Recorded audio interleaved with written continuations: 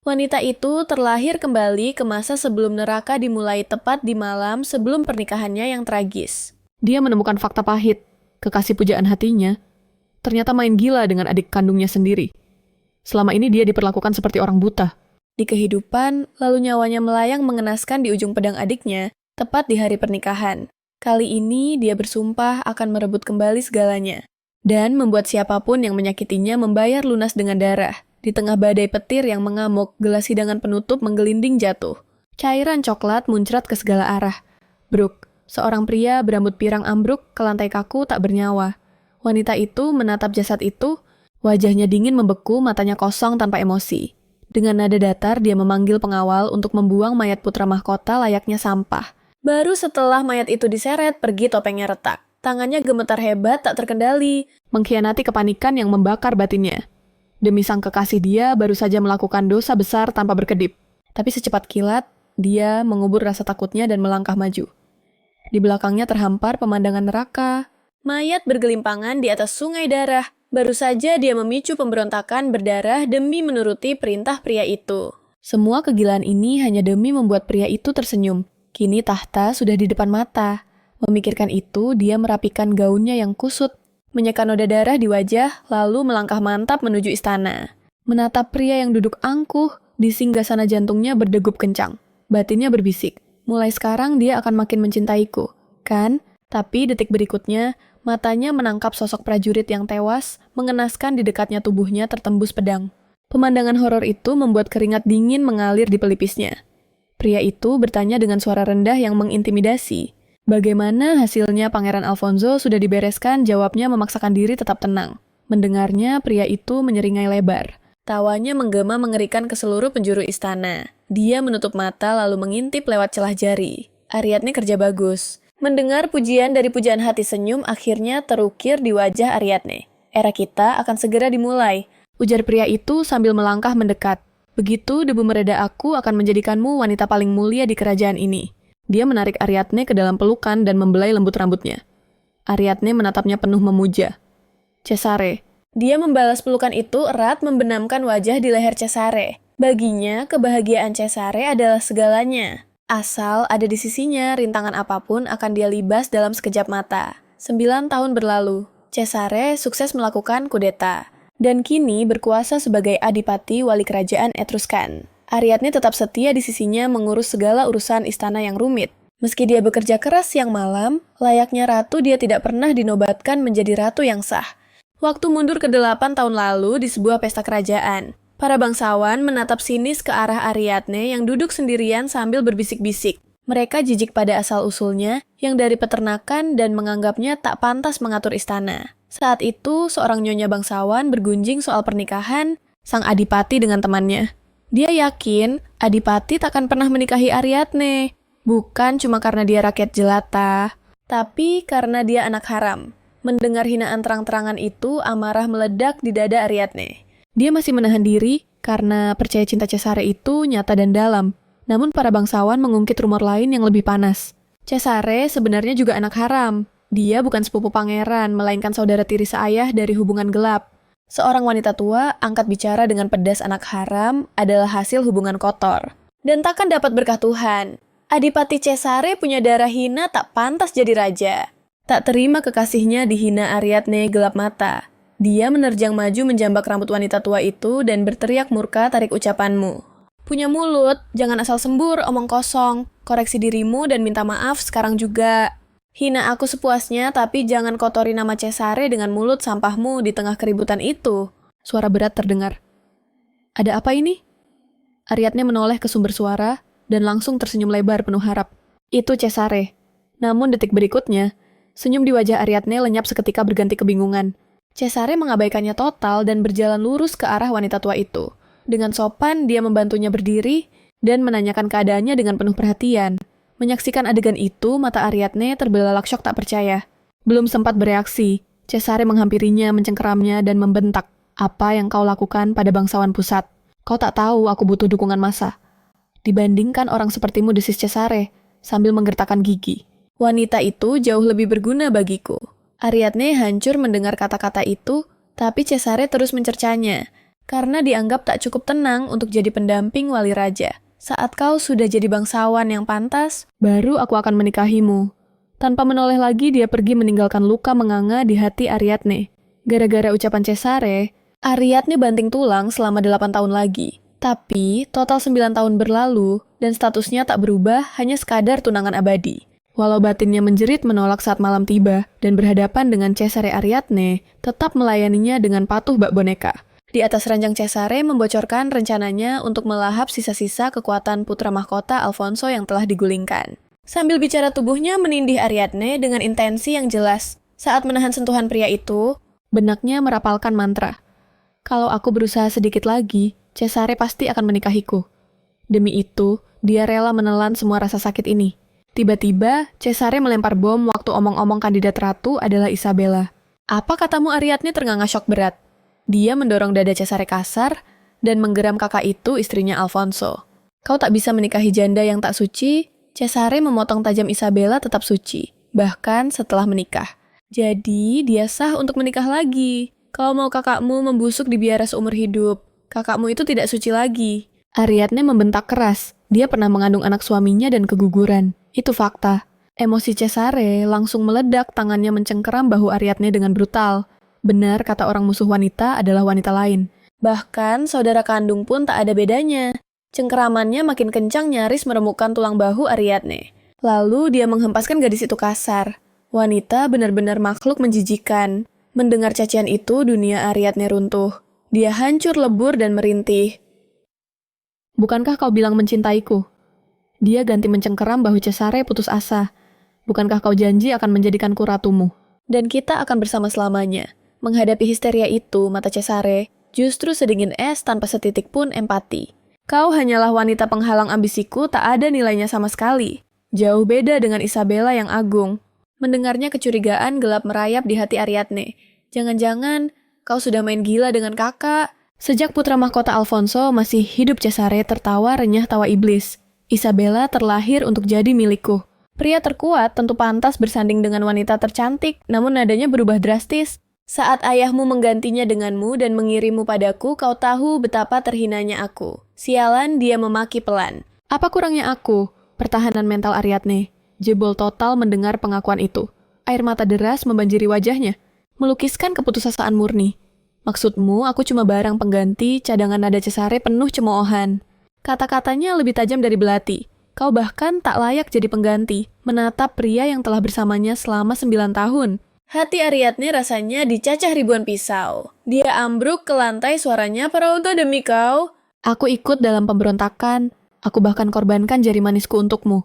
Demi kau, aku buang reputasiku, pernikahanku dan hidupku. Aku serahkan segalanya.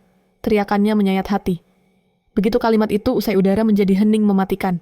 Setelah jeda panjang, Cesare menoleh acuh tak acuh. Dia memanggil penjaga. Siapapun kemari. Nona Ariadne sedang kena serangan histeria. Kurung dia di menara barat, perintahnya malas. Mendengar itu, tatapan Ariadne mendadak menajam. Dia meraung tak terima Cesare. Namun akhirnya dia tetap diseret paksa oleh para penjaga. Ariadne bermimpi. Di alam bawah sadarnya, dia dan Cesare berjalan beriringan di hutan. Saat itu, pria itu melihat bunga di tepi jalan dan berkata, "Bunga lili lembah di tepi jalan begitu patuh mekar hanya untukku." Dia menatap Ariadne persis sepertimu.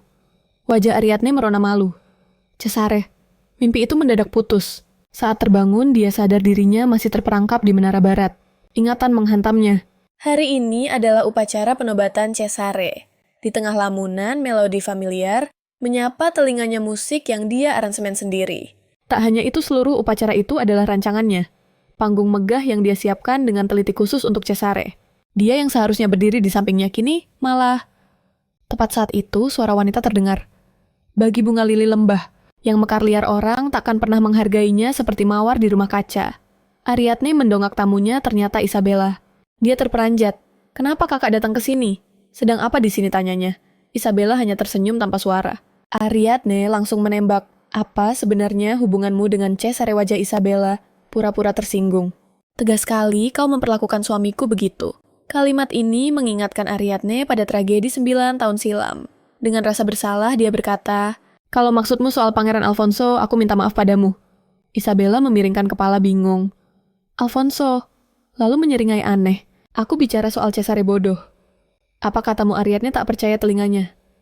Wanita paling mulia di negeri ini, harusnya aku... Bukan begitu, ucap Isabella santai.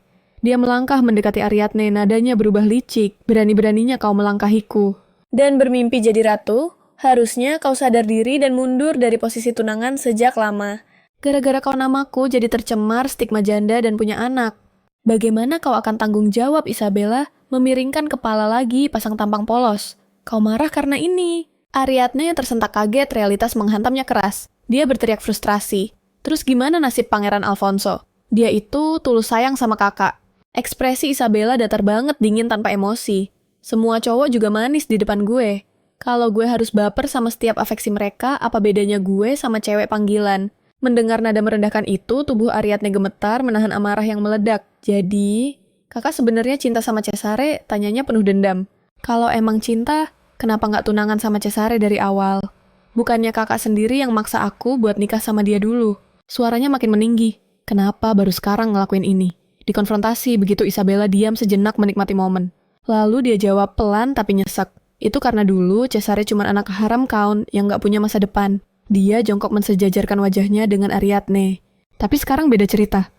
Kelar upacara penobatan, nanti dia bakal resmi jadi raja. Dan istrinya otomatis naik tahta jadi ratu. Isabella menyentuh sudut bibirnya tersenyum licik. Kematian Alfonso emang sayang banget sih. Tiba-tiba nadanya berubah kejam. Tapi karena dia gagal bikin gue jadi wanita paling agung di negeri ini, ya kematian dia itu pantas. Ariadne syok berat melihat betapa apatisnya Isabella terhadap kematian suaminya sendiri. Kalimat selanjutnya bikin Ariadne merasa dilempar ke jurang tanpa dasar. Cesare udah memproklamirkan gue sebagai ratunya. Isabella menatap keluar jendela dengan angkuh. Karena dia nawarin harga yang sesuai sama value gue sekarang, dia boleh milikin gue. Ariadne berusaha bangkit dengan sisa tenaganya. Dia bergumam putus asa Cesare itu segalanya buat aku. Matanya redup kosong melompong penuh duka. Enggak, tangannya mencengkeram kerah baju kuat-kuat. Dia itu eksistensi yang lebih berharga dari nyawaku sendiri. Dia menatap tajam mata Isabella. Tapi kakak nggak cinta Cesare sama sekali kan? Cuma demi jadi bangsawan. Tega banget kakak misahin aku sama Cesare detik. Itu juga hati Ariadne dipenuhi kebencian murni pada wanita di hadapannya. Cuma jadi bangsawan Isabella mengulang kata-kata itu. Dia tertawa renyah, seolah baru dengar lawakan paling garing. Lalu dia mengejek, asal lo tahu ya, Cesare sendiri yang datang sukarela ke wanita yang cuma mau jadi bangsawan ini. Dia mohon-mohon sama gue. Wajahnya penuh kebanggaan. Katanya dia nggak pernah bisa lupain gue. Biarpun badannya meluk lo, hatinya full buat gue. Dia melirik Ariadne sinis dan mulai body shaming. Dia bilang, lo itu kegedean berasa kayak lagi meluk laki-laki. Rambut lo juga terlalu hitam, suram kayak gagak. Terus dada lo kendor kayak sapi perah beda sama gue yang mungil dan delikat pas banget di pelukan dia. Bikin naluri pelindungnya keluar.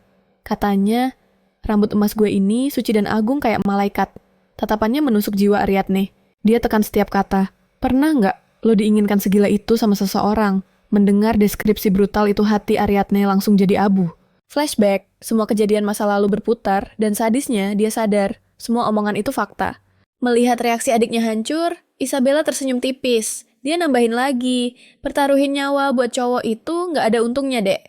Mereka nggak tahu balas budi. Jangan percaya laki-laki. Kita cuma perlu naikin nilai diri sendiri, terus tuker sama harga yang pantas. Tapi mental Ariadne saat ini sudah breakdown total, telinganya berdenging menolak dengar apapun. Menatap Ariadne yang kacau ada kilatan emosi rumit di mata Isabella. Dia bicara datar. Harusnya Cesare lagi gila-gilanya nyariin gue sekarang. Tapi nadanya berubah lagi. Seiring waktu, dia pasti bosen sama gue. Dan akhirnya, bakal ingat sama lo lagi.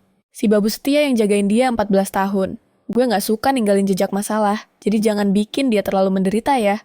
Gimana pun juga, dia adik kesayangan gue. Senyumnya merekah cerah, tapi jelas itu bukan senyum tulus buat Ariadne. Begitu kalimat itu, selesai jelek, pedang pelayan Isabella menembus tubuh Ariadne. Di detik-detik terakhirnya batin Ariadne menjerit. Gak adil banget. Kenapa pengorbanan gue gak pernah dapet cinta? Di mana letak salahnya? Mulai dari langkah mana semua ini berantakan? Andai gue bisa ulang dari awal, dia teringat aturan emas yang pernah dia baca di buku. Perbuatan baik dibalas baik, jahat dibalas jahat. Dia cuma mendambakan dunia yang adil, berharap segalanya berjalan sesuai hukum karma itu. Tapi kenapa dia gak pernah dapat balasan baik? Tiba-tiba suara purba bergema di kepalanya. Sanggup lo jalanin aturan emas itu? Sanggup. Gue bakal lakuin. Harus jawabnya mantap dalam hati. Kesadarannya pun hilang di telan gelap. Pas dia melek lagi, pemandangan di sekitarnya berubah total. Ini tempat tinggal masa kecilnya. Dia nunduk dan kaget lihat tangannya jadi mungil. Dia jalan sempoyongan ke cermin. Astaga, dia balik jadi bocil lagi. Baru sadar kalau dia beneran regresi ke masa muda. Tapi dia langsung notice ada tahi lalat di bawah matanya. Dulu dia nggak punya tahi lalat ini. Belum sempat bingung seorang wanita ladang meneriakinya Ariadne. Gak usah sok jadi putri bangsawan deh. Lo sama nyokap lo itu cuma pembantu rendahan, tahu nggak? Di tengah cacian yang masuk kuping kiri keluar kanan itu, Ariadne bikin sumpah rahasia. Di kehidupan kali ini, dia bakal lindungin dirinya sendiri. Gak akan ada yang bisa manfaatin dia lagi. Baru aja mau ngamuk balik, ibu-ibu ladang lain muncul lari-lari dan manggil panik Ariadne. Ariadne, orang-orang dari kota utama datang katanya mau jemput kamu. Mendengar itu, Ariadne langsung paham situasinya. Hari ini adalah hari di mana bapaknya manggil dia pulang. Ayah Ariadne itu Demare seorang kardinal. Biarpun jabatannya orang suci, seperti banyak pemuka agama di zamannya sang kardinal, menyembunyikan rahasia gelap sebuah keluarga. Terlarang, karena hukum klerus melarang pernikahan.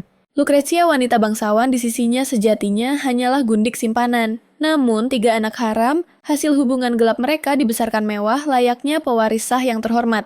Di antara mereka, Isabella Putri, kedua dipuja sebagai permata tercantik di kota, dan menjadi kebanggaan terbesar sang kardinal, si anak emas yang sempurna. Kontras total dengan nasib Ariadne. Lahir dari darah daging kardinal dengan seorang pelayan rendah, status ibunya menjadi dosa bawaan. Dia diusir dari kediaman mewah itu, dibuang ke peternakan kumuh. Namun hari ini takdir berputar. Ariadne akhirnya menjejakkan kaki kembali ke sarang singa itu. Tangan kecilnya mendorong pintu berat itu. Pemandangan pertama yang menyambutnya sang kardinal duduk angkuh di balik meja mahoni diapit gundik dan putri ketiganya. Melihat Ariadne masuk mata tajam kardinal, langsung memindai auranya memancarkan tekanan yang mencekik. Atmosfer ruangan seketika menjadi berat. Namun menghadapi intimidasi sang ayah Ariadne tak gentar sedikit pun. Dia justru menyunggingkan senyum tipis, membungkuk dan memberi salam hormat dengan etika sempurna. Sang kardinal menatapnya lekat sejenak, lalu suara beratnya memecah hening. Kerja bagus. Meski tanpa asuhan yang layak, melihatmu masih membuatku senang. Cuy dasar munafik, Ariadne mencibir dalam hati. Namun wajahnya tetap manis saat menjawab patuh. Saya akan berusaha keras demi kehormatan keluarga dan takkan mempermalukan kerabat saya. Tentu saja kau takkan bisa mempermalukan kami. Tiba-tiba suara wanita menyela tajam menarik perhatian Ariadne. Kebajikan wanita bukan pada kepintaran tapi melayani orang tua dan saudara saat muda dan melayani suami dengan baik saat dewasa. Jangan sok pamer, jadilah gadis anggun yang penurut. Ariadne hampir tertawa mendengar ceramah itu. Di kehidupan sebelumnya, dia memuja Lucrezia sebagai dewi bangsawan. Tapi sekarang wanita ini terdengar seperti badut. Ariadne memutuskan untuk membuat Lucrezia mempermalukan dirinya sendiri di depan sang suami. Dia memasang topeng kerendahan hati dan membungkuk dalam, "Saya akan berusaha keras menjadi anak baik, Nyonya." Dia sengaja menekan kata Nyonya itu dengan nada penuh arti. Mendengar panggilan itu, wajah Lucrezia langsung kaku. Dia menoleh panik ke arah kardinal, yang kini menatapnya dengan pandangan gelap sambil bergumam, "Nyonya." Lucrezia buru-buru membantah dengan gugup, "Bukan Nyonya." Dia memaksakan senyum kaku ke arah Ariadne. "Panggil ibu." Ariadne tersenyum penuh kemenangan. "Terima kasih ibu." Dalam hati dia bersorak, misi sukses. Namun kemenangan kecil itu terusik suara lain. "Maaf, aku terlambat." Mendengar suara familiar itu, jantung Ariadne serasa diremas. Selamat datang kembali ke keluarga. Kalimat itu membuat wajah Ariadne pucat pasti seketika. Tubuhnya gemetar saat berbalik. Di sana, Isabella tersenyum cerah bak malaikat. "Kalau ada yang tidak kau pahami, tanya saja padaku kapanpun." Meski Isabella di depannya terlihat seperti gadis remaja polos, trauma Ariadne menjerit ketakutan. Pembunuh yang menghabisinya di kehidupan, lalu kini berdiri tepat di depan mata. Bagaimana mungkin dia tidak panik?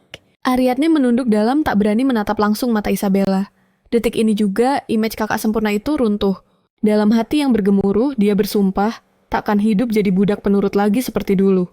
Dia akan membalas dendam pada mereka semua. Melihat Ariadne diam mematung, Isabella sedikit heran dan mengulurkan tangannya. "Kita kan saudara, panggil nama saja." Ariadne tersadar memaksakan senyum tipis.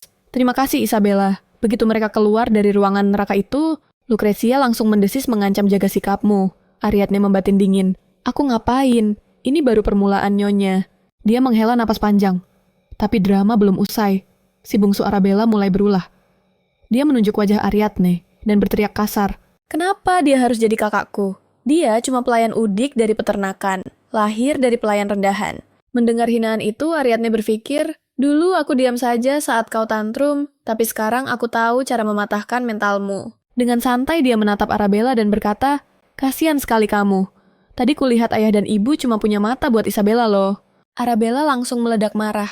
Tahu apa sampah sepertimu?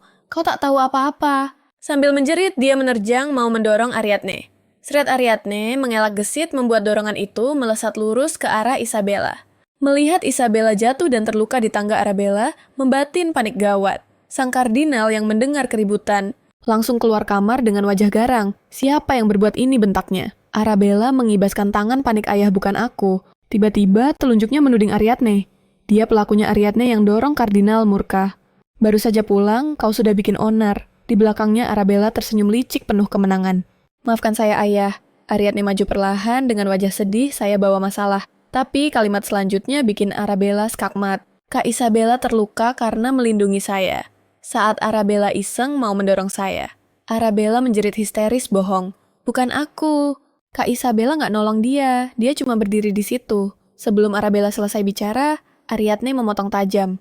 Meski ilmu saya dangkal, saya pantang berbohong. Dia menatap mata kardinal dengan berani dan berkata tegas. Kalau ayah tidak percaya, tanya saja sendiri pada Kak Isabella. Detik itu juga semua mata tertuju pada Isabella. Kalau ayah tidak percaya, tanya saja sendiri pada Kak Isabella.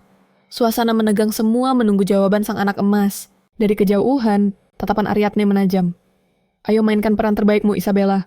Dan Bingo telunjuk Isabella langsung mengarah pada sang adik bungsu sebagai biang kerok. Arabella hanya bermain terlalu kasar. Ayah tolong jangan terlalu keras padanya. Di balik bayangan senyum puas tersungging di bibir Ariadne. Ia tahu betul, Isabella si munafik takkan melewatkan panggung ini untuk memoles citra kakak perimiliknya. Arabella terbelalak tak percaya, sementara Isabella melempar senyum lembut yang mematikan. Namun mulutnya tetap berbisa mengonfirmasi kesalahan sang adik. Semua orang pernah salah. Hati-hati lain kali ya. Sang kardinal langsung meledak memarahi putri bungsunya. Arabella, kau dikurung 2 minggu. Cuma boleh makan roti kering dan renungkan dosamu di kamar. Arabella hendak melayangkan protes, namun sang kardinal malah menambah hukumannya menjadi 3 minggu. Menyaksikan drama ini, batin Ariadne bersorak. Ternyata meruntuhkan mereka jauh lebih mudah dari dugaanku. Tak lama setelah insiden tangga, isu pernikahan Isabella naik ke permukaan. Di dalam kamar Isabella, merengek di kaki ayahnya. Ayah, aku menolak dinikahkan dengan pria itu. Kudengar, dia cuma anak haram. Bukankah ayah selalu koar-koar soal kehormatan keluarga? Bagaimana aku bisa jadi wanita paling agung jika hanya berakhir sebagai kauntes rendahan? Mendengar ambisi putrinya sang kardinal, terdiam sejenak, lalu mengangguk pelan. Ya ayah mengerti keresahanmu. Meski publik mengenalnya sebagai sepupu pangeran Count Cesare, sebenarnya adalah anak haram raja. Ayah pun tak sudi menyerahkan putri kesayangan ayah pada darah kotor sepertinya. Kalimat itu membuat jantung Isabella melonjak kegirangan. Tiba-tiba Lucrezia menyahut dengan nada penuh arti, "Yang mulia kardinal, bukankah anak haram paling serasi bersanding dengan sesama anak haram? Serahkan saja Ariadne padanya. Dia kan benih yang Anda tanam di rahim mantan pelayan saya." Sang kardinal menimbang usulan itu dalam diam, lalu senyum licik merekah di wajahnya. Sementara itu, Ariadne tengah tenggelam dalam mimpi buruk masa lalunya. Ia bergumam frustrasi. Kali ini aku pantang jatuh ke lubang yang sama. Bagaimana caranya menghindari pertunangan terkutuk dengan Cesare? Otaknya memutar berbagai skenario. Langsung bertunangan dengan orang lain, atau kumpulkan uang lalu kabur. Namun kedua opsi itu langsung ia tepis mentah-mentah. Tidak mungkin. Keluarga ular ini takkan membiarkanku menikah dengan mudah. Lagi pula jalan menuju kekayaan hanya terbuka jika aku menikahi bangsawan. Akhir bahagia di mana pangeran jatuh cinta dan kami hidup selamanya. Fantasi manis yang sempurna itu takkan pernah terjadi. Aku bukan lagi gadis bodoh yang mendambakan dongeng. Yang terpenting sekarang Cesare harus membayar lunas dosa-dosanya. Tepat saat itu, pintu kamar didobrak kasar. Seorang pelayan masuk membawa tumpukan gaun. Ariadne langsung mengenali wajah itu, Marietta, anjing penjaga setia Isabella. Cepat ganti baju, lalu pergi makan malam, perintah Marietta tanpa sopan santun. Kau sibuk tak mau membantuku berpakaian, sindir Ariadne. Nona Anda bukan balita lagi, balas Marietta dengan tatapan merendahkan. Masa ganti baju saja tidak becus? Bukankah waktu jadi gembel di peternakan Anda melakukan semuanya sendiri? Nada bicaranya penuh cemoohan. Ia membalikan badan sambil menggerutu, pelan dasar gadis kampung baru masuk rumah gedongan sudah berlagak jadi nyonya besar. Namun tangan Ariadne mencengkeram bahu Marietta. Plak, satu tamparan keras mendarat di pipinya. Tatapan Ariadne berubah sedingin es, suaranya menusuk tajam. Lancang sekali. Siapa yang memberimu hak bersikap kurang ajar begitu? Mata Marietta berkaca-kaca menahan perih, namun dagunya tetap terangkat menantang. Memangnya saya salah bicara? Anda kan cuma anak pelayan. Apa bedanya kasta Anda dengan kami? Asal Nona tahu saja ya. Yang mulia kardinal itu aslinya yatim piatu, bukan darah biru. Jadi Nona bahkan tidak layak disebut anak haram bangsawan. Mulut lemes Marietta menumpahkan segalanya. Dua nona muda yang lain setidaknya mewarisi darah mulia Nyonya Lucrezia. Tapi Anda, apa bedanya Anda dengan kami para pelayan? Dengan angkuh, ia melanjutkan. Kasarannya kalau besok kardinal naksir saya. Anak yang saya lahirkan statusnya bakal sama persis dengan Anda. Belum sempat kalimatnya tuntas, Ariadne kembali menamparnya hingga tersungkur ke lantai. Tamparan ini untuk mulut kotormu yang menghina ayah dan rasa irimu yang menyedihkan, desis Ariadne. Ia menatap Marietta, matanya menghunus tajam belati. Jaga mulutmu. Sekarang lenyap dari hadapanku. Marietta melotot penuh dendam lalu membanting pintu sekuat tenaga. Sepeninggal pelayan itu, Ariadne merenung dalam diam. Ucapan Marietta ada benarnya. Semua kemewahan yang kunikmati sekarang memang murni pemberian ayah. Namun di kehidupan kali ini, ia bersumpah takkan membiarkan pria manapun menyetir nasibnya lagi. Untuk itu, aku harus membangun kekuasaanku sendiri. Aku butuh pengaruh yang mutlak. Lamunannya buyar saat pintu kembali didobrak. Sekelompok orang merangsek masuk. Lucrezia memimpin di depan berteriak murka. Gadis tak tahu diuntung. Berani-beraninya kau main tangan. Di sebelahnya, Marietta menangis buaya. Saya cuma merapikan baju. Tapi Nona Ariadne tiba-tiba memukul saya. Melihat duet drama murahan itu, Ariadne menghela napas panjang. Ia membungkuk hormat pada Lucrezia. Suaranya berubah sangat santun. Ibu Marietta telah menghina kehormatan ayah. Dan ibu, jadi saya terpaksa memberinya pelajaran. Apa? Dahi Lucrezia berkerut bingung. Dia bilang, ayah tidak punya malu memperlakukan semua anak haramnya. Ariadne memberi jeda dramatis, layaknya keturunan bangsawan murni. Marietta panik setengah mati. Itu fitnah. Saya tidak bilang begitu. Saya cuma bilang kedua, nona muda punya status mulia dan tidak pantas disamakan dengan dia. Ariadne langsung memotong tajam. Dia juga bilang, darah ayah itu rendahan. Katanya, kakak-kakakku mewarisi darah mulia, ibu jadi mereka bangsawan asli. Sedangkan saya yang mewarisi darah yatim piatu rendahan, tak pantas dilayani olehnya. Ariadne tersenyum sinis dalam hati. Lucrezia pasti diam-diam bersorak, tapi darah daging kardinal adalah topik tabu yang haram disentuh keluarga ini. Ibu tiri itu tak akan melepaskannya begitu saja. Ariadne terus memanasi suasana. Yang paling gila, Marietta berani sesumbar kalau ayah naksir dia. Dan jika dia melahirkan anak status bocah itu bakal setara denganku. Makanya dia merasa tak perlu hormat padaku. Boom, amarah Lucrezia meledak seketika. Matanya melotot tajam menatap pelayan itu. Dasar gadis rendahan. Dijambaknya penutup kepala Marietta tanpa ampun. Beraninya kau mengincar suamiku. Cambuk makhluk tak tahu malu ini 10 kali. Meski meronta-ronta histeris, Marietta tetap diseret keluar oleh para pengawal. Setelah keributan mereda, Lucrezia menegur dingin. Lain kali lapor dulu padaku. Jangan main hakim sendiri memukul pelayan. Ariadne menunduk patuh. Saya salah karena kurang pertimbangan. Sebagai gantinya, saya sukarela pergi ke rumah sakit Rambouillet untuk introspeksi selama 3 hari. Mendengar itu, alis Lucrezia terangkat kaget. Ariadne melanjutkan rencananya. Saya mau menyeret Marietta ke sana juga. Sudut bibirnya terangkat tipis. Saya juga bertanggung jawab karena gagal mendidiknya. Biarkan saya membawanya ke sana untuk mempertebal imannya. Lucrezia buru-buru menyela. Tunggu-tunggu. Rambouillet itu terlalu ekstrem biarpun untuk hukuman.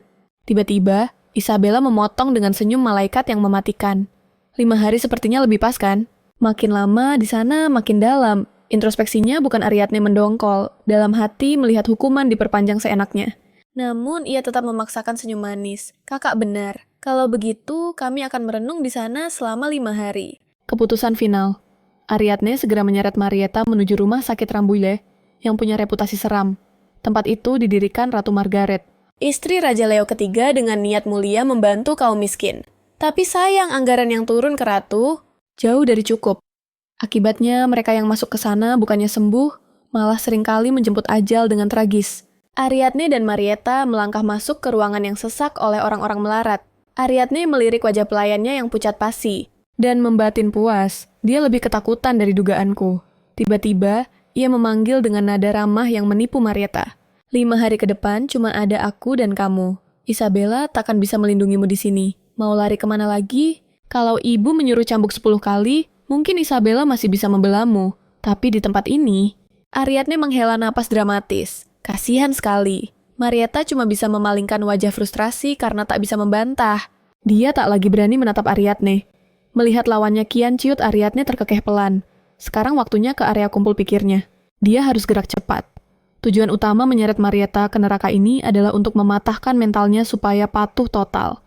Ariadne melangkah makin dalam. Semua mata tertuju pada 2 gadis bangsawan itu. Ariadne mengedarkan pandangan mencari seseorang di tengah lautan manusia. Ini titik kumpul kaum paling papa. Mereka yang sekarat dan putus asa. Harusnya dia ada di sini. Tepat saat itu, suara lirih terdengar dari belakang. Kakak sudut bibir Ariadne naik. Ketemu. Dia menoleh ke Marietta dan bertanya. Kau lihat itu? Ariadne mencengkeram kerah Marietta, mendekatkan wajahnya dan berbisik. Gadis kecil berambut merah itu. Suaranya meluncur pelan namun tajam. Dia adikmu kan? Ancaman keluar dari mulutnya. Kalau kau berani membangkang, ku tinggal kau di sini. Kalau itu terjadi, kau bakal bernasib sama seperti adikmu. Menunggu mati perlahan di tempat busuk ini. Mata Marietta terbelalak ngeri. Saya tidak mengerti maksud Nona. Ini semua salah. Saya tolong hentikan. Melihat kepanikan itu, Ariadne membatin. Dia benar-benar ketakutan. Tapi tangannya malah mencengkeram dagu Marietta, menatapnya dengan sorot mata gelap gulita. Kau bilang aku bohong. Mendadak arus energi ungu menjalar dari tangan Ariadne dan menembus tubuh pelayan itu seketika. Sebuah memori masa lalu menyeruak paksa. Terlihat Isabella berkerudung bicara santai. Aku cuma bisa bawa salah satu dari kalian. Dia menatap 2 bersaudara yang berlutut itu. Siapa yang lebih pintar dan rajin? Si adik buru-buru menjawab Nona. Kami tumbuh bersama, sejak kecil tolong bawa kami berdua. Mendengar itu, Marietta mendelik ganas ke arah adiknya sendiri. Didorongnya sang adik hingga tersungkur, lalu menatap Isabella dengan wajah memelas penuh tipu daya. Nona mulia, kalau cuma 1 orang, pilihlah saya Sancha, itu panjang tangan dan sakit-sakitan. Dia tak becus kerja apa-apa. Isabella tersenyum tipis menurunkan tudungnya. Kau ambisius juga. Oke, kupilih kau. Marietta mengangguk antusias. Sancha hendak protes, tapi langsung dibentak kasar oleh kakaknya. Diam, nanti kalau aku sudah punya uang, aku pasti jemput kamu kembali. Salah satu dari kita harus sukses biar bisa keluar dari kemiskinan ini. Tunggu aku. Tanpa menoleh lagi, dia pergi mengekor Isabella, mengabaikan teriakan pilu adiknya dari belakang. Flashback berakhir. Ariadne tersentak sadar mendengar suara Marietta. Saat kesadarannya pulih, tubuhnya limbung. Dengan sigap, Marietta menopangnya. Nona baik-baik saja. Kenapa tiba-tiba mematung? Ariadne bingung setengah mati. Apa tadi itu ilusi atau masa lalu mereka yang sebenarnya?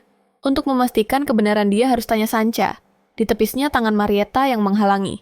Ariadne melangkah cepat menuju sudut ruangan yang gelap. Di sana, Sancha meringkuk tak berdaya tubuhnya, kurus kering pucat pasi, seolah nyawanya perlahan terkikis kelaparan yang panjang. Mendengar langkah kaki mendekat gadis itu, mendongak kaget. Kakak Ariadne segera berlutut jemarinya dengan lembut menyisir rambut kusut Sancha. Gimana keadaanmu sekarang? Tatapannya lekat meneliti wajah Sancha. Nah, ada satu hal penting yang mau kutanyakan padamu.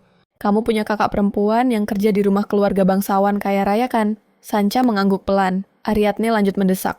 Apa kakakmu pernah bilang kalau satu anggota keluarga harus sukses demi mengangkat derajat kalian semua dari kemiskinan? Mata Sancha membelalak tak percaya. Kok Anda bisa tahu? Batin Ariadne bergejolak. Ternyata penglihatanku itu nyata. Setelah yakin memorinya akurat, Ariadne bangkit berdiri, berniat pergi dari sana. Tapi suara lirih Sancha menahannya. Dia memohon dengan sangat agar Ariadne mengizinkannya bicara sebentar saja dengan Marietta. Sancha curhat kalau sejak kakaknya masuk ke rumah gedongan itu, kabar beritanya putus total, hilang mbak, ditelan bumi. Jadi, kakakmu nggak pernah ngubungin kamu sama sekali. Suara Ariadne merendah penuh selidik. Iya, ini pertemuan pertama kami. Sejak kami berpisah, senyum tipis terukir di wajah tirus Sancha. Fakta dia datang nemuin saya. Saya udah bahagia banget. Ariadne memotong dingin. Dia nggak pernah bantu kamu. Nada bicara Ariadne datar tanpa emosi. Nggak jawab Sancha polos. Ariadne menatap nanar gadis yang tinggal tulang berbalut kulit itu, Tubuh ringkih yang penuh kotoran dan bau tak sedap. Emosi yang sulit dijelaskan meledak di dada Ariadne. Dia menoleh tajam ke arah Marietta di sebelahnya. Tatapannya dingin menusuk tulang. Kamu beneran gak kenal dia? Marietta langsung panik gagap parah. Iya, saya gak kenal. Mendengar pengakuan itu, ekspresi Sancha hancur berkeping-keping. Dia putus asa mencengkeram ujung gaun Ariadne. Tolong saya, Nona. Selamatkan saya, kumohon. Dia merangkak di tanah, memelas hina seperti serangga yang terinjak nasib buruk. Melihat kepedihan yang menyayat hati itu, benteng pertahanan Ariadne runtuh. Dia akhirnya menyuruh Marietta memanggil direktur panti. Scene berganti. 2 hari telah berlalu. Ariadne duduk lemas di bawah pohon sambil bergumam, lapar banget. Waktu itu, dia sempat minta direktur buat nambah jatah makan untuk Sancha. Tapi, si tua bangka itu nolak mentah-mentah. Alasannya, klise Putri Kardinal pun nggak boleh diistimewakan di tempat ini. Akibatnya, Ariadne nekat memberikan jatah makannya sendiri hari itu buat Sancha. Mengingat keputusannya dia cuma bisa menghela napas panjang. Niatnya cuma puasa sehari malah bablas sampai hari ketiga. Tiba-tiba dia teringat lagi soal memori asing yang mendadak muncul waktu itu. Sebenarnya apa yang kulihat? Itu jelas ingatan milik Marietta. Tapi anehnya, meski dia sudah bersentuhan kulit lagi dengan pelayan itu, penglihatan itu nggak muncul lagi. Berarti, pemicu kekuatannya bukan sekadar kontak fisik semata. Kekuatan macam apa ini sebenarnya? Pas lagi asyik melamun, tiba-tiba ada tangan yang menyodorkan apel merah segar ke arahnya. Ariadne mendongak. Detik itu juga darahnya berdesir hebat. Di depannya berdiri pangeran mahkota Alfonso Pria, yang dia racuni sampai mati di kehidupan masa lalunya. Meski batinnya terguncang badai, wajahnya dipaksa tetap tenang. Dia meraih apel pemberian Alfonso dengan tangan yang berusaha tak gemetar. Dia mensugesti dirinya sendiri. Tenang, belum ada kejadian buruk. Aku masih punya kesempatan buat ulang semuanya. Setelah menghabiskan apel itu, tenaga Ariadne perlahan kembali. Dia melirik curi-curi ke pangeran di sampingnya. Walau pertemuan ini mendadak ini momen emas buat PDKT sama pangeran. Sambil menyusun strategi, dia berkata, saya sudah kelaparan 3 hari penuh loh. Berkat apel Anda saya jadi hidup lagi. Alfonso bertanya, penasaran, dengar-dengar kamu kasih jatah makanmu ke anak yang sakit. Ariadne menjawab merendah, cuma kebetulan saja kok. Alfonso menatap kagum dan memuji tulus. Kamu benar-benar luar biasa. Dek jantung Ariadne serasa mau copot. Nggak nyangka musuh bebuyutan masa lalunya bakal memuji dia sehangat itu. Sudut bibirnya terangkat tipis. Dia lalu ngeles ke Alfonso, bilang kalau dia kasih makanan itu cuma karena roti panti rasanya nggak karuan. Mereka pun malah asyik ngobrolin menu panti yang nggak layak makan. Dalam hati Ariadne menyeringai licik. Nggak perlu kasih tahu, dia kalau aku sudah menebak identitas aslinya sekarang. Alfonso lalu bertanya, rencana tinggal di sini sampai kapan? Besok saya cabut, jawab Ariadne singkat. Jadi, kamu bakal terus puasa sampai kamu pergi, desak Alfonso khawatir. Ariadne pura-pura berpikir keras. Rencananya sih cuma sampai hari ini. Dia memungut sisa apel sambil tersenyum cerah yang bikin silau. Tapi, karena ada yang kasih apel, kayaknya besok bisa lanjut puasa lagi. Hati Alfonso langsung leleh. Ada sesuatu yang bergetar di dadanya melihat senyum itu. Dia membalas dengan senyum hangat. Dia merogoh saku, mengeluarkan kantong kue, dan menyodorkannya ke Ariadne. Andai aku punya makanan berat buat ngisi perutmu. Sayangnya cuma ini yang kubawa. Menatap kue di tangan Alfonso, otak taktis Ariadne berputar. Hubungan kami sepertinya maju lebih cepat dari dugaan. Dia menerima kue itu dengan manis. Kalau begitu, terima kasih banyak atas kebaikan Anda. Dia bangkit berdiri membersihkan gaunnya. Saya harus balik sekarang sebelum ketahuan lagi santai-santai di sini. Batinnya bersorak. Nggak tahu kapan kesempatan berikutnya datang, tapi progres hari ini sudah perfect. Aku harus pergi saat dia masih penasaran. Baru melangkah. Alfonso memanggilnya. Tunggu, siapa namamu? Ariadne berbalik perlahan. Memamerkan senyum paling memikatnya. Ariadne de Mare. Cahaya matahari terbenam memandikan tubuhnya dengan warna emas membuatnya terlihat. Cantik tak masuk akal.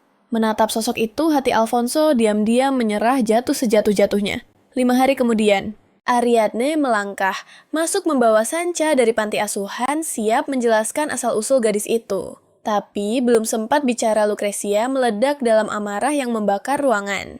Kau pikir kau siapa, Berani-beraninya memungut orang asing tanpa izin. Mulutmu mungkin minta maaf, tapi kelakuanmu benar-benar kurang ajar. Tanpa gentar Ariadne, dengan tenang menyodorkan sebuah sapu tangan. Ibu tolong lihat ini.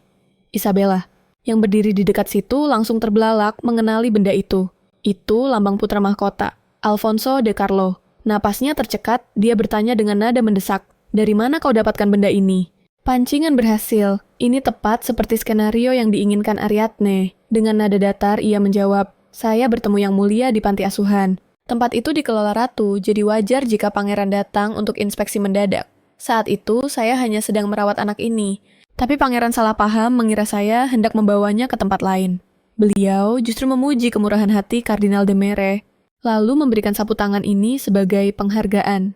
Jika saya menolaknya di depan umum, bukankah itu sama saja menodai nama baik Yang Mulia Kardinal?" Ariadne bicara penuh keyakinan, padahal itu semua cuma bualan licik yang ia rangkai. Tapi di luar dugaan Lucretia tak bergeming.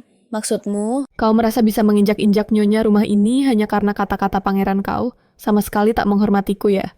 Telunjuknya menuding wajah Sancha. Perintahnya tajam membelah udara. "Buang anak ini sekarang juga." Ia lantas mendorong tubuh Ariadne dengan kasar. "Enyah kau bersama pengemis kecil ini." Menghadapi kegilaan Lucretia, batin Ariadne bergejolak. Gawat kalau Sancha sampai diusir. Tiba-tiba suara Isabella memecah ketegangan. "Kalau begitu, aku juga mau pergi ke panti asuhan." Lucretia membeko. Ia buru-buru menghampiri putri emasnya itu mencoba mencegah. "Sayang, kau tahu tempat macam apa itu. Kalau mau bertemu pangeran, ada misa agung dan pesta teh mewah." Isabella akhirnya mengalah. "Baiklah, aku tidak akan ke sana." Tapi ia menunjuk Sancha. "Ibu harus setuju menampung pengemis kecil ini."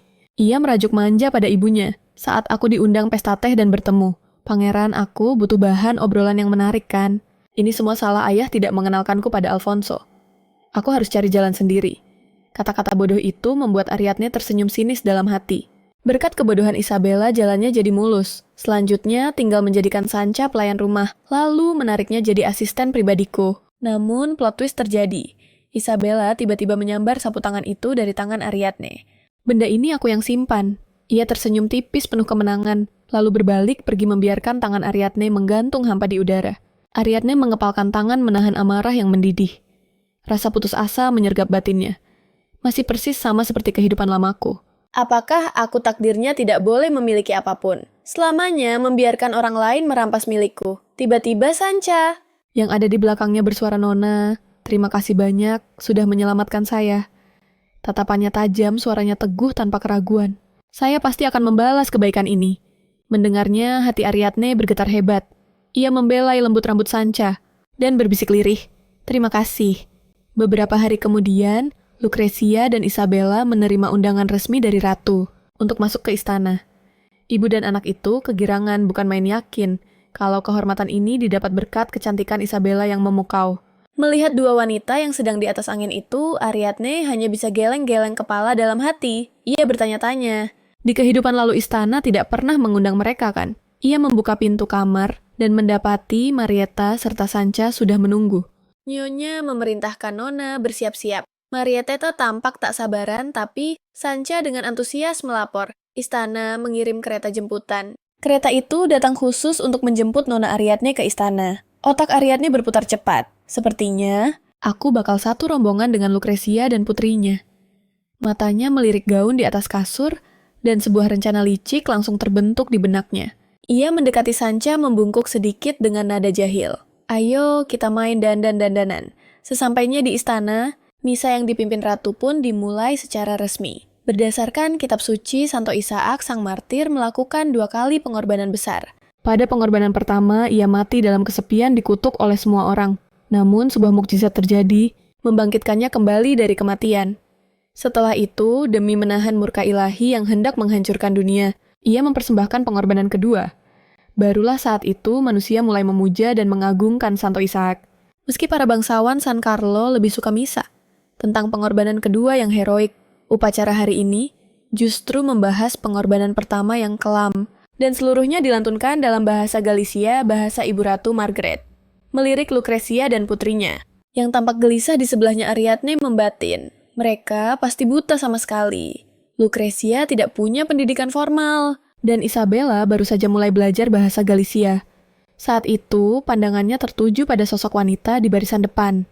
Ratu Margaret menatap lurus ke depan dengan anggun dan berwibawa. Walau di kehidupan lalu, aku hanya melihat potretnya, batin Ariadne. Aku bisa mengenalinya dari aura kebangsawanannya itu. Saat rapalan doa pendeta mendekati akhir, Tiba-tiba Isabella berteriak lantang amin. Seruan itu menyedot perhatian seluruh ruangan. Bahkan, Ratu Margaret pun menoleh ke arahnya, menyadari tatapan sang ratu.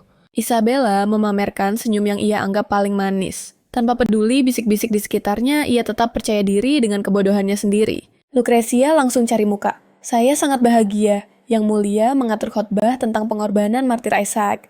Gak sia-sia ibu ajarin kamu bahasa Galikan. Bagian mana favoritmu? Isabella menjawab lantang. Aku paling suka pengorbanan kedua.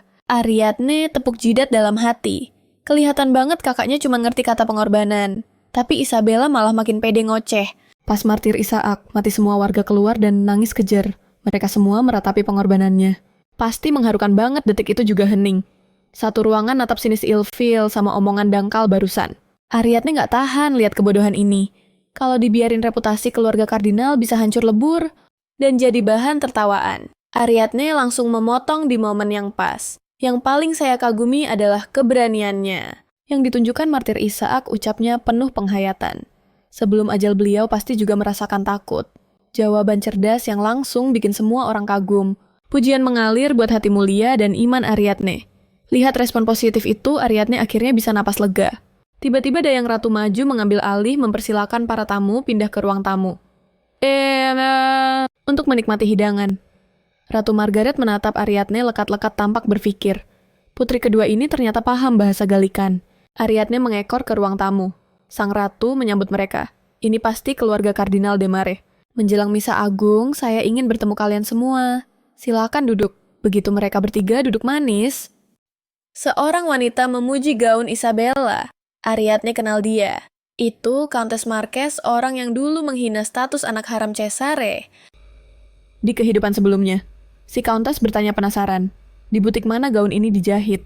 Isabella langsung pamer ujung gaunnya. Ini buatan penjahit rumah kami. Countess Marquez memuji keahlian jahitan itu dan mengaku tadinya ingin memesan satu untuk putrinya. Lucrecia dengan bangga menawarkan jasa penjahitnya. Countess tersenyum penuh arti. Tapi penjahit itu sepertinya bahkan gak sempat bikin baju buat putri keduamu. Saya gak mau nambah beban Mendengar itu, mata semua orang langsung membandingkan penampilan jomplang kedua putri kardinal. Dan mulailah sesi gibah. Mereka mencibir Lucrecia yang dianggap gak becus dan pilih kasih sama anak. Persis seperti dugaan Ariadne. Di tengah bisik-bisik tetangga itu, dia tersenyum puas tipis-tipis. Isabella panik berdiri. Nyonya-nyonya, izinkan saya jelaskan. Adikku ini kesehatannya buruk. Dan baru datang dari desa ke kota. Penjahit belum sempat bikin baju baru.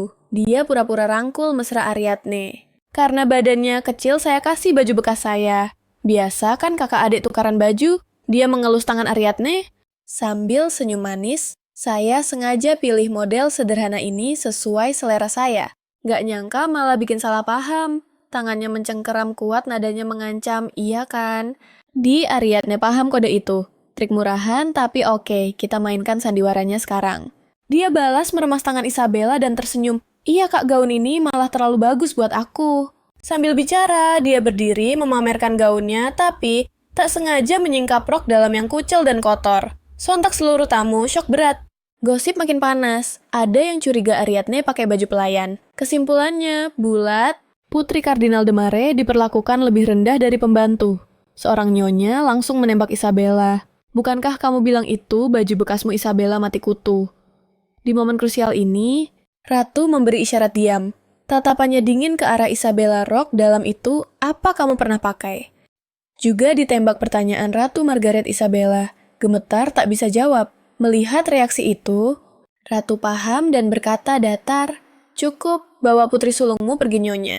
Lihat wajah ibu tirinya yang merah padam. Ariadne puas banget. Diperlakukan terang-terangan sebagai simpanan. Pasti bikin harga diri Lucrecia hancur. Ratu lalu memerintahkan dayangnya, bawa putri kedua kardinal, ganti rok dalam yang layak dan kembali ke sini. Berjalan menyusuri lorong menuju kamar Ratu, Ariadne melihat sekeliling. Ini istana tempat dia tinggal selama 9 tahun sebagai tunangan Cesare di kehidupan lalu. Tempat yang terlalu familiar. Berada di sini bikin dia kesal. Andai aku bisa hapus semua memori busuk itu. Namun tiba-tiba, dayang penunjuk jalan berhenti mendadak. Salam hormat. Pangeran Alfonso. Nama itu bikin Ariadne mematung. Dia melirik ke depan. Alfonso lihat Ariadne di istana. Alfonso juga kaget bercampur senang. Pertemuan tak terduga di koridor istana. Ariadne pura-pura kaget, Alfonso. Jadi kamu, pangeran panggilan santai itu langsung ditegur keras oleh sang dayang. Lancang sekali kau. Di hadapanmu ini adalah satu-satunya pewaris tahta. Yang mulia Pangeran Alfonso di Carlo. Dihadapkan pada amarah sang dayang batin Ariadne bergejolak. Sebagai putri kardinal, seharusnya ia tak perlu merendahkan diri dan memohon pada seorang pelayan. Namun Lady Cara adalah tangan kanan Ratu Margaret. Tiap gerak-gerik dan ucapannya di sini pasti akan sampai ke telinga sang ratu. Menyadari bahaya itu, Ariadne seketika membungkuk memasang topeng penyesalan di hadapan Alfonso. Saya telah bersikap tak pantas, Yang Mulia. Mohon ampuni kelancangan saya. Melihat ini, wajah Alfonso mengeruh. Cara, aku sengaja menyembunyikan identitasku. Lagi pula Ariadne adalah temanku. Cara terbelalak tak percaya. Yang Mulia bagaimana mungkin? Berteman dengan gadis seperti dia. Alfonso menyela tajam. Dia memperlakukanku layaknya manusia. Biasa sebutan apalagi yang pantas selain teman. Perdebatan panas pun tak terelakkan.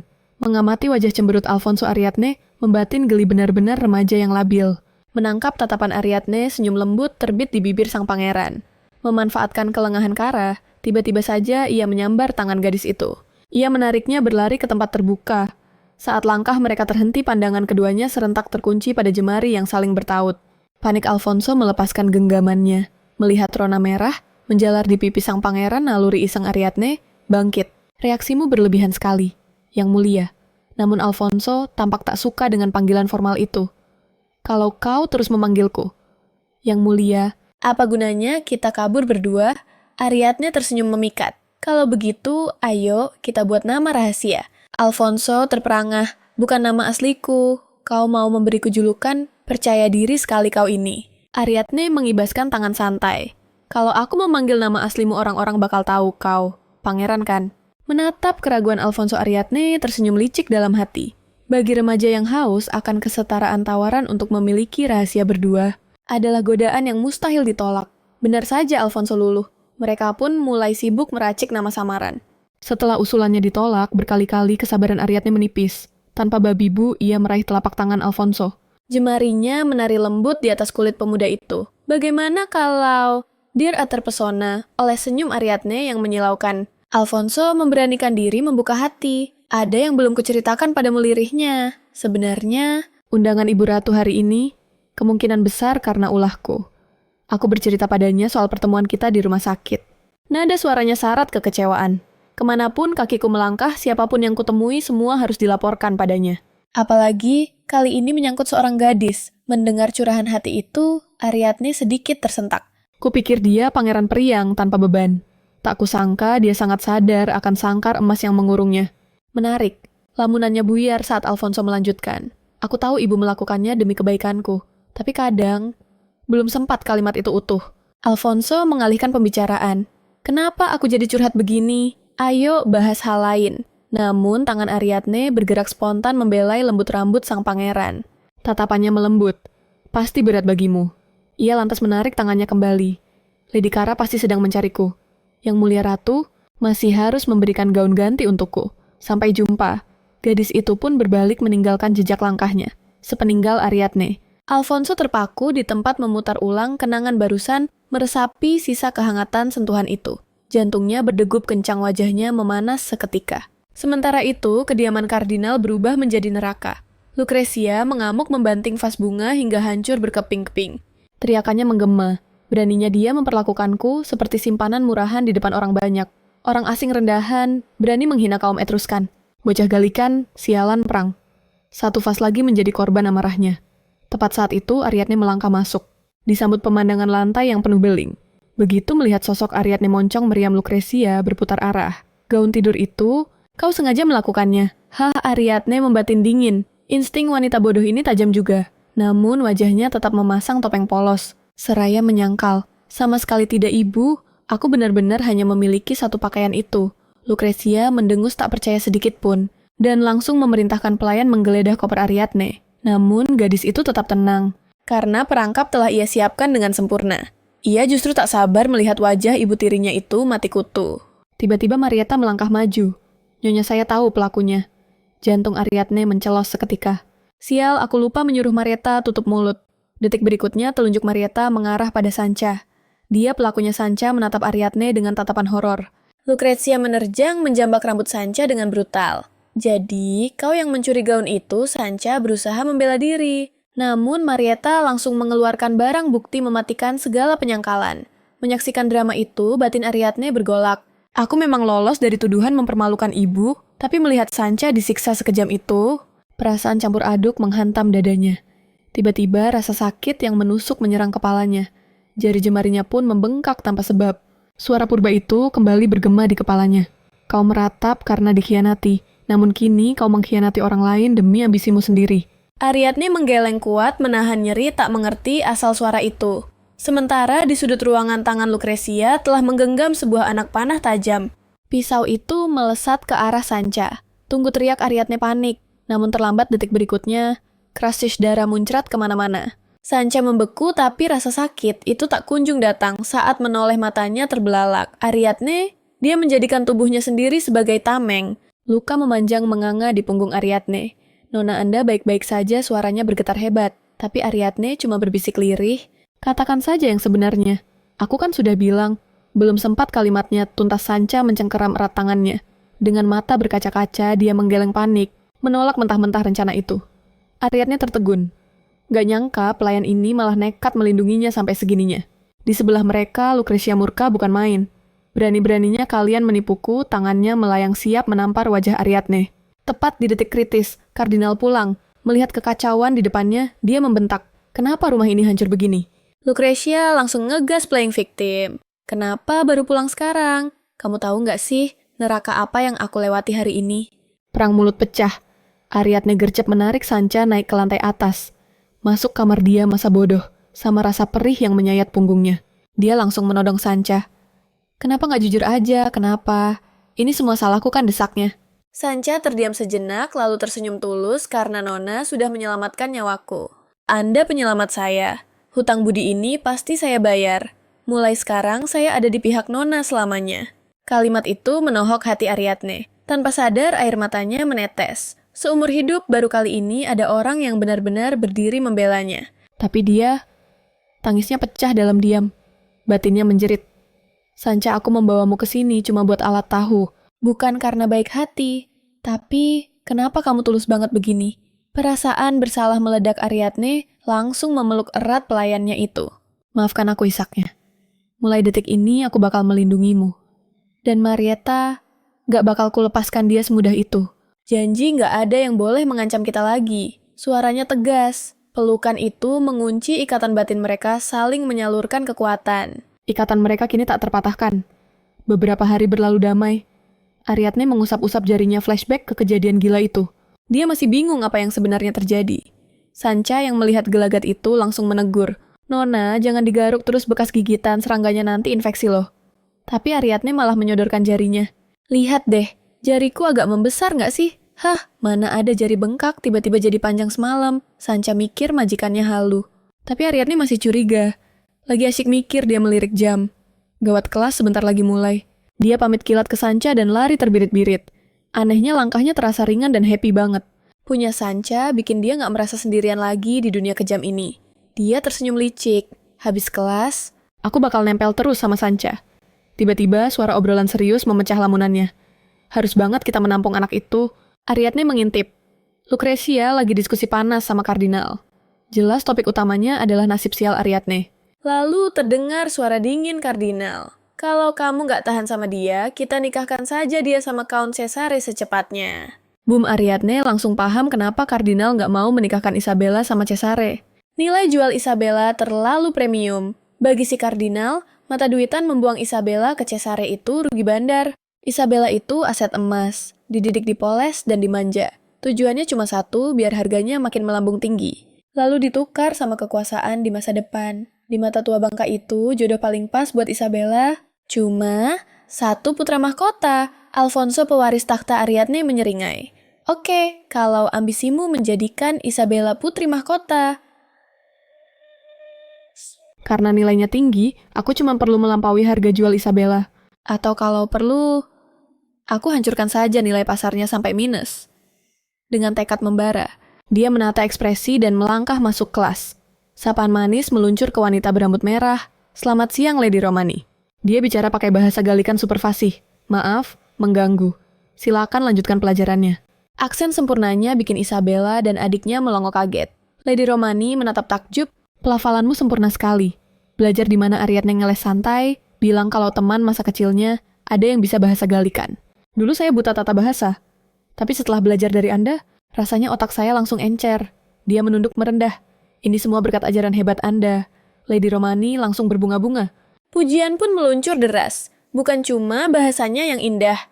Tata kramamu juga kelas atas. Kamu benar-benar jenius." Ariadne membatin dingin. "Bukan jenius, ini cuma pengalaman hidup, woy." Arabella yang panas melihat itu. Langsung protes ngegas. "Heh, kok bisa bahasamu sebagus itu? Nggak masuk akal. Pakai trik licik apa kamu?" Dia menjerit. Dasar penihup, Ariadne membekap mulut bocah itu. "Duh, anak ini berani banget teriak di depan guru. Nggak sopan ucapnya pura-pura prihatin." Lady Romani pun angkat bicara tepat waktu. "Nona Ariadne, kamu belum debut resmi di pergaulan sosial. Kan tanyanya penuh percaya diri. Tapi kalau kamu muncul sekarang pun, kamu pasti langsung jadi pusat perhatian." Mendengar pujian Lady Romani buat Ariadne, wajah Isabella langsung berubah keruh. Harusnya dia dong yang jadi bintang utama. Beraninya si Ariadne yang cuma remah-remah itu. Tapi Isabella cepat sadar diri. Hari ini adalah panggung miliknya di San Carlo, di mana semua mata bakal tertuju padanya seorang. Kelar kelas, Isabella dandan habis-habisan. Dia bakal meluncur ke istana buat hadir di misa agung bulanan. Dari kaum ningrat sampai rakyat jelata, semua bakal tumplek-blek di sana demi mendengar khotbah sang kardinal. Makanya begitu rombongan keluarga Kardinal de Mare tiba di gerbang istana, antusiasme massa langsung meledak. Sorotan mata mereka terkunci pada Isabella. Para wanita sibuk ngegosipin gaunnya yang super mewah. Sementara para pria melongo mengagumi kecantikannya, ngebet pengen kenalan. Merasakan atmosfer itu, Isabella tersenyum penuh kemenangan. Benar kan? Dialah magnet utamanya. Hidungnya makin naik ke atas persis burung merak yang lagi pamer bulu indahnya. Namun, di tengah momen kemenangannya terdengar celtukan seseorang. Siapa wanita itu? Sosok yang asing. Isabella menoleh ke belakang. Begitu melihat dandanan si pendatang, baru dia langsung menyeringai sinis. Itu Ariadne. Pakai gaun hitam polos muka tanpa makeup, rambut cuma dijepit asal plus kalung salib perak doang. Suram banget, nggak ada aura-auranya, batin Isabella. Sementara itu menatap punggung Isabella, Ariadne membatin dingin. Dasar Isabella bodoh. Mau caper segimanapun nggak bakal ada yang ingat kamu hari ini. Karena kalau skenario ini berjalan persis seperti kehidupan masa lalunya bom, waktu itu akan meledak hari ini. Sebuah insiden yang bakal mengguncang fondasi tempat ini, penistaan yang tak termaafkan. Itu juga momen krusial, yang menjadi awal mula pertunanganku dengan Cesare. Sosok yang menyelamatkan kardinal dari kehancuran akibat insiden ini adalah Raja Leo III. Sebagai bayarannya, Raja minta satu hal, dukungan penuh untuk anak haramnya yang tak punya kuasa Cesare. Dan tumbal yang memulai takdir terkutuk dengan Cesare itu adalah aku, putri yang mereka anggap sampah. Kalau aku gagal mengubah masa lalu, di detik ini aku bakal terjebak menikahi Cesare lagi. Ariadne mengertakkan gigi menahan emosi. Dalam hati dia berdoa keras pada Tuhan, memohon agar rekaman kejadian masa lalunya berputar ulang tanpa meleset sedikit pun hari ini. Di sisi lain, Cesare memantau dari lantai 2. Matanya liar mencari mangsa. Tiba-tiba dia menangkap sosok yang bersinar di tengah kerumunan. Isabella de Mare. Mengamati wajah cantik dan tubuh sempurnanya Cesare, bergumam. Nah, ini baru benar. Koleksi yang pas buatku, Cesare de Como. Pria paling top di San Carlo. Mau itu harta karun langka atau kuda tunggangan terbaik, sampai wanita-wanita cantik semua harus jatuh ke tangannya. Apalagi dia anak raja dari selir kesayangan, Countess Rubina. Status ini bikin semua orang iri setengah mati padanya. Saat ini dia menatap Isabella dengan tatapan lapar dan berbisik, cuma wanita paling hits di San Carlo yang levelnya setara jadi pasanganku. Otaknya langsung menyusun strategi. Nanti aku lamar ke kardinal, terus bilang ke ayah pas ketemu bulan depan. Tepat saat itu, suara tawa dari dekat membuyarkan lamunannya. Dia mendongak. Terlihat Alfonso lagi asyik bercanda tawa sama Raja Leo III. Pemandangan harmonis itu bikin mata Cesare sakit. Tangannya mengepal kuat, dendam membara di dadanya. Sebagai anak haram, dia cuma bisa diakui raja sembunyi-sembunyi di kamar belakang. Panas hati Cesare membuang muka dengan kasar. Tak mau lihat. Dalam benaknya, Alfonso cuma bocah ingusan yang nggak tahu apa-apa. Gerakan memalingkan wajah itulah yang bikin dia sadar ada Ariadne yang baru lewat. Dia tanya ibunya di belakang soal siapa cewek itu dan baru tahu kalau itu putri kedua kardinal, kesayangan Ratu Margaret. Cesare heran setengah mati. Apanya yang menarik tampang biasa aja, dan dandanannya serba hitam suram begitu. Sang Countess menjawab santai, jangan tertipu casing luar, bisa ambil hati ratu di usia segitu dia bukan orang sembarangan. Cesare mendengus meremehkan, alah cuma perempuan, pinter juga buat apa? Mendengar itu, Countess langsung menyala tajam. Kau pikir ibumu ini bisa memanjat sampai ke posisi sekarang cuma modal wajah cantik? Cesare menatap ibunya sejenak. Lalu menjawab enteng, lah, bukannya iya. Dasar anak kurang ajar. Tak lama kemudian waktu khotbah tiba. Pengkhotbah kali ini adalah Rasul Ippolito, idola kaum miskin. Beda banget sama kitab suci yang bilang kalau mereka yang lahir jelata, itu lagi bayar dosa berat di masa lalu. Rasul ini malah bilang orang paling hina pun bisa jadi suci. Asalkan belajar paham dan mengamalkan ajaran suci. Intinya, rakyat biasa bisa naik level jadi mulia. Di tengah khotbah sang Rasul menunjuk kardinal di depan massa dan berseru, lihat pria itu, dia lahir sebagai manusia biasa. Lahir sebagai anak gembala di kandang Ishak, tumbuh belajar dan tertawa sebagai manusia biasa sebelum akhirnya menjadi suci. Hanya ketika Roh Kudus memilihnya lewat pengorbanan pertama untuk diangkat menjadi orang suci. Apa dia baru saja menyamakan dirinya dengan Roh Kudus? Ucapan sang rasul sontak bikin satu ruangan geger orang-orang mulai mempertanyakan asal-usul kardinal tersebut. Kardinal membatin dengan panik. Orang gila ini benar-benar mau meruntuhkan fondasi gereja di tempat ini. Seorang bidah ceramah di mimbar suci miliknya sendiri. Ini posisi yang sangat sulit. Kalau dia diam saja, dia bisa dituduh sekutu sesat. Tapi orang itu tamu VVIP undangan paus. Kalau nekat intervensi sama saja cari mati di depan yang mulia. Harus bagaimana ini? Di tengah kepanikan itu, sebuah suara lantang membelah keheningan. Tak punya malu. Itu Ariadne yang mendobrak pintu dengan gaya badass. Tanpa basa-basi, dia langsung menyemprot pria itu karena berani mengacak-ngacak kitab suci. Debat panas antara dia dan sang rasul pun meledak. Setiap kalimat Ariadne bagaikan peluru tajam dan penuh logika. Kerumunan yang mendengar mulai berbisik sadar kalau argumen gadis itu masuk akal. Kardinal menatap putrinya dengan tegang. Saking emosinya Ariadne sampai nekat mencengkram kerah baju si rasul. Drama ini ternyata ditonton langsung oleh raja. Ajudan mendekat dan bertanya apa perlu memanggil penjaga untuk menyeret mereka keluar. Raja bertanya balik, siapa yang mau diseret? Tentu saja nona muda itu jawab si ajudan polos. Tapi, raja justru tersenyum tipis dan berkata, kalau ada yang pantas diseret keluar itu adalah Rasul Aselato. Kenapa kita harus mengusir berlian seindah itu? Anak siapa dia sebenarnya? Benar-benar mengagumkan. Tiba-tiba Alfonso, yang dari tadi menyimak dalam diam, akhirnya buka suara. Namanya Ariadne. Dia menatap raja dengan senyum hangat. Dia sahabat kesayangan saya. Sementara itu, di sisi lain, kardinal merasa jantungnya mau copot melihat kekacauan ini. Batinnya berteriak, aku harus hentikan ini sebelum makin runyam. Tapi, plot twist tak terduga terjadi. Sang Inkuisitor Agung tiba di lokasi. Dia datang membawa perintah untuk menangkap si penista agama. Setelah vonis dijatuhkan, Rasul Aselato resmi diekskomunikasi dan bakal dihukum berat. Urusan dengan si bidah kelar dia berbalik menatap tajam ke arah kardinal. Anda juga harus tanggung jawab karena membiarkan ajaran sesat berkumandang di Basilika Agung. Mendengar itu, kardinal sadar dia sudah dijebak. Ini pasti skenario paus untuk memangkas kekuasaannya. Melihat ayahnya mati kutu, Ariadne teringat momen ini di kehidupan lalunya. Rasul ceramah inkuisitor datang dan hukuman dijatuhkan. Semuanya dejavu. Tapi inilah momen penentuannya. Ariadne melangkah maju menghadap inkuisitor dan bicara dengan tenang. Yang mulia, mohon dengarkan saya.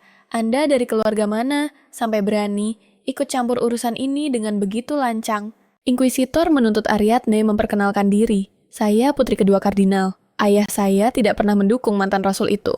Justru beliau sangat khawatir dengan ajaran sesatnya. Dan sudah siap membantah argumennya di depan umum. Kardinal langsung memotong diam kamu. Dia melotot ke arah Ariadne, keringat dingin mengucur deras. Sadar tempat dong, jangan asal bicara sembarangan di sini. Inkuisitor tiba-tiba menyela, mengirim gadis kecil untuk membantahnya. Kau anggap ini lelucon. Sudah mengundang penista agama, sekarang kau sekongkol dengan anakmu mengubah misa suci jadi panggung sandiwara anak-anak. Telunjuknya mengarah ke mereka dengan tatapan dingin. Kardinal de Mare dan Nona de Mare kalian, pikir misa suci ini apa hah? Dihadapkan dengan reaksi sekeras itu, Ariadne berpikir, galak banget orang ini. Tapi, kalau nyaliku ciut sekarang, Rencananya bakal gagal total dan tamatlah riwayatku. Dengan tekad bulat, dia menjawab tegas yang mulia kardinal bertindak demi menghormati takhta suci. Rasul Aselato adalah tamu yang mulia paus yang dikirim langsung ke San Carlo. Kalau kardinal secara pribadi, Mendebat tamu kehormatan seperti itu bisa-bisa. Yang mulia paus kehilangan muka. Kata-katanya sukses bikin inkuisitor kicap sesaat. Melihat celah ini, Ariadne langsung gas terus. Terlebih lagi karena cemas soal ajaran sesat si Rasul Ayahanda sudah melakukan riset teologi mendalam. Beliau sudah menyiapkan dasar teologis untuk mematahkan argumennya hari ini secara terbuka. Dia menoleh ke kardinal sambil tersenyum tipis. Benarkan ayah menyaksikan semua sandiwara ini, perasaan kardinal campur aduk. Meski gagal paham apa maunya Ariadne, dia memutuskan untuk ikut arus saja. Ya, tentu saja. Saya benar-benar tidak habis pikir kenapa Yang Mulia Paus mengundang Rasul Aslato ceramah di Basilika Agung yang suci ini.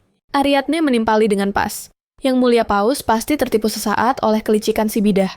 Bagaimanapun juga, penista agama selalu muncul dengan topeng kesucian. Inkuisitor bertanya ragu, apa itu benar? Para jemaat di sekitar langsung bersaksi membela Ariadne membenarkan kalau itu fakta.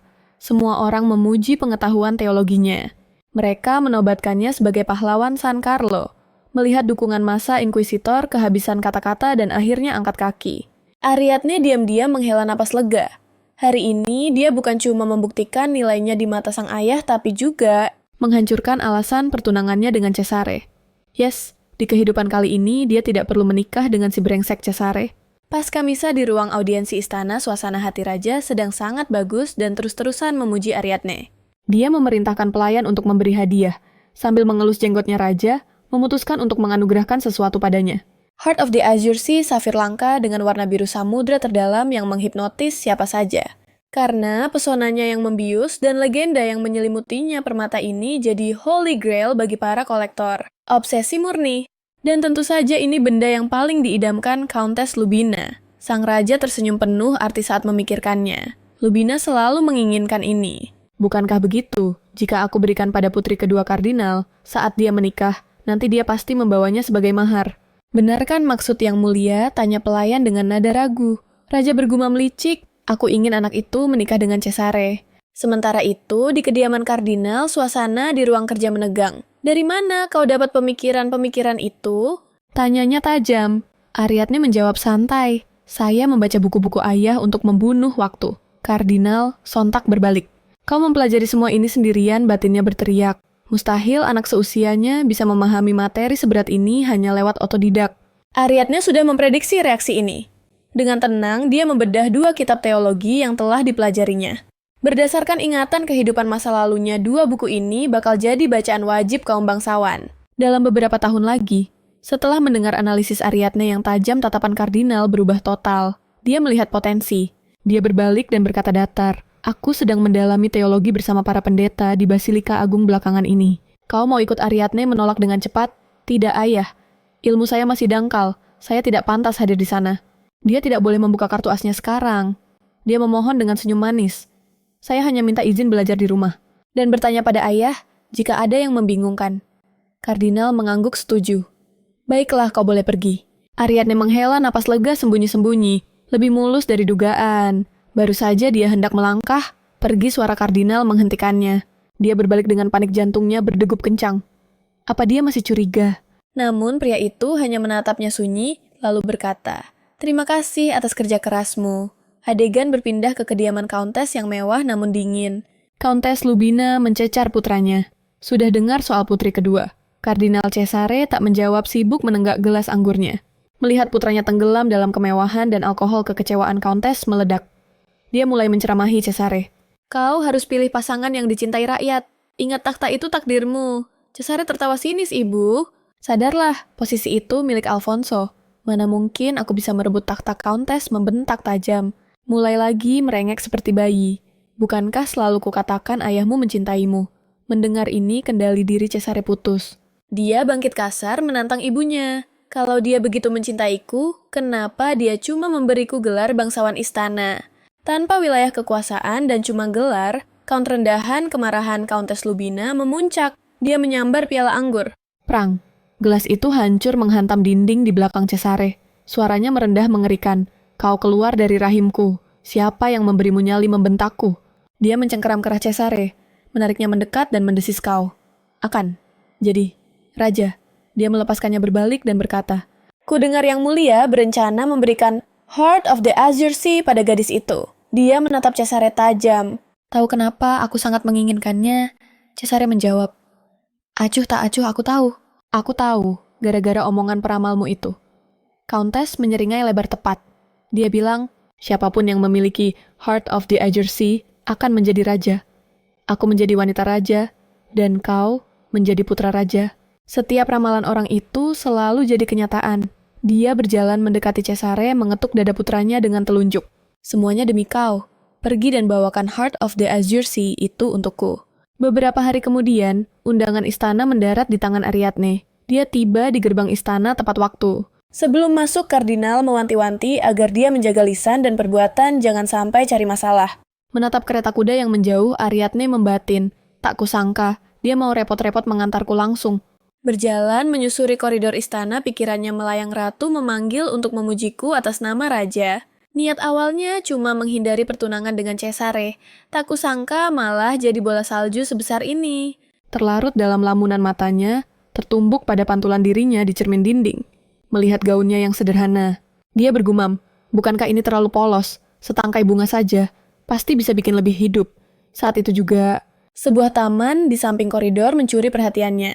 Dia melangkah ke rumput hijau yang subur berniat memetik beberapa peoni untuk hiasan rambut. Tiba-tiba seseorang memanggil namanya. Dia celingukan tapi tak ada siapa-siapa. Sini di atas sini, seru Alfonso dari atas pohon. Ariadne mendongak sedikit terkejut. Alfonso pangeran itu menyapa hangat naiklah. Keduanya pun duduk bersisian di dahan pohon. Baru saat itu, Alfonso sadar Ariadne memakai gaun putih bersih. Dia menepuk pahanya sendiri memberi isyarat agar gadis itu duduk di sana. Awalnya Ariadne merasa, ini terlalu lancang, tapi dia berpikir ulang. Apa yang perlu diragukan? Alfonso adalah satu-satunya kunci emas bagi Ariadne untuk membebaskan diri dari cengkeraman mematikan Cesare dan keluarga de Mare. Dengan tekad bulat dia bangkit dan perlahan berlutut menyentuh kaki Alfonso. Merasakan kehangatan tubuh sang pangeran, jantung Ariadne berdegup kencang tak terkendali. Tepat saat Ariadne mengira Alfonso bakal melakukan move yang lebih jauh, cowok itu tiba-tiba berseru. Nah selesai. Ariadne menunduk dan sadar Alfonso cuma menaruh kain sebagai alas duduknya. Dengan wajah bangga dia pamer. Lihat, sekarang gaunmu aman dari kotoran. Ariadne cuma bisa batin. Sia-sia aja gue deg-degan tadi. Suasana mencair saat mereka ngobrol santai. Ternyata Ariadne ada di sana buat terima penghargaan. Mata Alfonso berbinar. Oh, jadi acaranya hari ini. Ayahanda sangat memujimu, dia bahkan menyayangkan tidak bisa memberimu gelar kesatria resmi. Ariadne terkekeh. Wah, sayang sekali. Padahal sedikit lagi aku bisa jadi ksatria. Alfonso menatapnya lekat. Kau benar-benar ingin jadi ksatria. Kalau begitu, di masa depan aku yang akan melantikmu. Ariadne menimpali dengan nada bercanda. Berarti aku harus sumpah setia dong. Dia berdeham lalu dengan khidmat meraih tangan Alfonso. Perlahan dia mengucap ikrar. Demi jiwaku, mulai detik ini aku menyerahkan kesetiaanku sepenuhnya kepada tuanku. Tak peduli badai apa yang menghadang aku akan melindungi dan menghormati tuanku, menempatkan keselamatannya di atas nyawaku sendiri. Hanya kebenaran yang akan kuucapkan. Aku akan memegang teguh janjiku kokoh tak tergoyahkan. Aku takkan pernah pergi dan akan selalu berdiri di sisinya sebagai pelindung abadi. Melihat ekspresi Ariadne yang begitu teguh, pipi Alfonso merona tipis. Wow, itu terdengar sangat meyakinkan. Dia menghela napas pelan. Andai aku punya seseorang secerdas kamu untuk membantuku mengurus urusan negara. Andai mom, aku pasti bisa menjadi raja yang hebat. Menatap senyum hangat dan tulus itu, perasaan Ariadne bergejolak hebat. Dia merasa tindakannya tadi benar-benar konyol. Bagaimana tidak? Di kehidupan sebelumnya, dialah penyebab kematian Alfonso, tapi sekarang dengan tidak tahu malunya, malah bersumpah setia. Jika Alfonso tahu dosa-dosa berdarah yang pernah ia lakukan, pangeran itu pasti takkan sudi tersenyum padanya lagi. Tiba-tiba keseimbangan Ariadne goyah. Dia tergelincir dan nyaris jatuh dari atas pohon. Dengan sigap Alfonso menangkap tubuhnya, mendekapnya erat. Kamu baik-baik saja, tanyanya cemas. Menatap wajah tampan itu dari jarak sedekat ini, Ariadne mematung. Pipinya memanas hingga semerah tomat dan jantungnya berpacu liar tanpa izin. Ada apa denganku ini, batinnya bingung. Alfonso membuyarkan lamunannya. Tapi kenapa lewat sini? Ini bukan jalan ke ruang audiensi Ibunda Ratu. Aku sedang mencari bunga untuk hiasan rambut, jawab Ariadne sambil tersenyum malu. Rasanya penampilanku terlalu polos dan kusam. Alfonso mencondongkan tubuh menelitinya. Kusam. Menurutku kamu terlihat menawan. Hembusan napas hangatnya membuat Ariadne kembali salah tingkah. Refleks dia menjauh sedikit menyangkal pelan. Ah, tidak juga. Tanpa perhiasan, rasanya kurang pantas. Mungkin cuma aku yang menghadap ratu dengan dandanan begini. Alfonso tersenyum paham. Oh, jadi itu yang kamu risaukan. Tanpa ragu, dia melepas pita bertahta permata dari manset lengan bajunya dan mengikat rambut Ariadne dengan tangannya sendiri. Meski simpulnya agak berantakan, Ariadne menyukainya. Menatap pria yang tersenyum hangat di hadapannya, dia merasa ketulusan di balik kecerobohan kecil itu sungguh menyentuh hati.